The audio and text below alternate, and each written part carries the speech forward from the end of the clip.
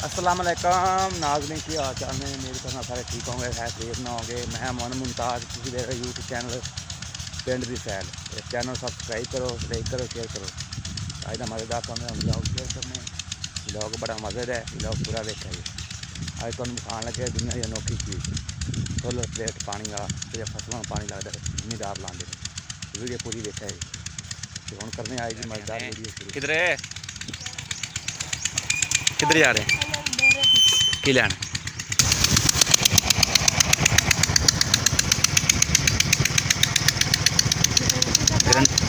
guarantee है कि तुम वापस करो ना कार्ड है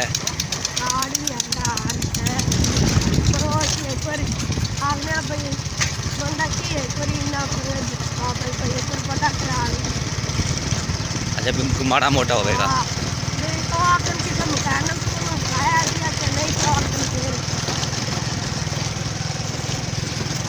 सही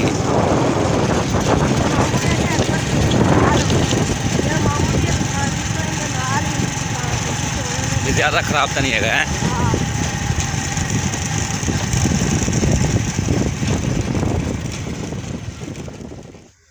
आ वाल लगे ने पानी वाले इतों पानी छड्या जाता अगर जो तुम नज़र आ टंबे जे इन्हें पानी निकलता है फारे ने अगे भी खलोते ने फारे तुहानू होर विखाने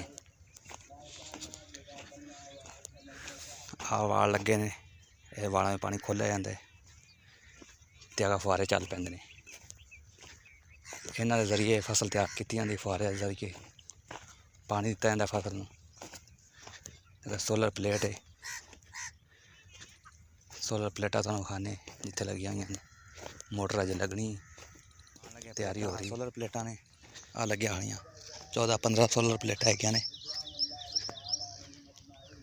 उन्होंने पानी देंदियां जेड़ा यह भी लगे सामने सोलर प्लेटा अजे मोटर लगनी है जिमीदार का जुगाड़ है प्लेटा जरिए फसल में पानी देना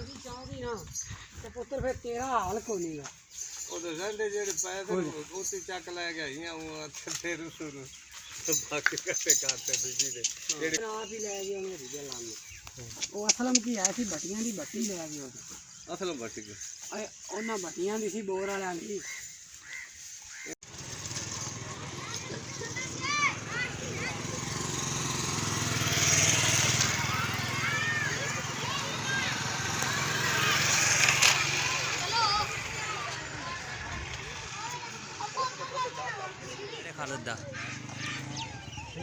किहड़े खालिद दा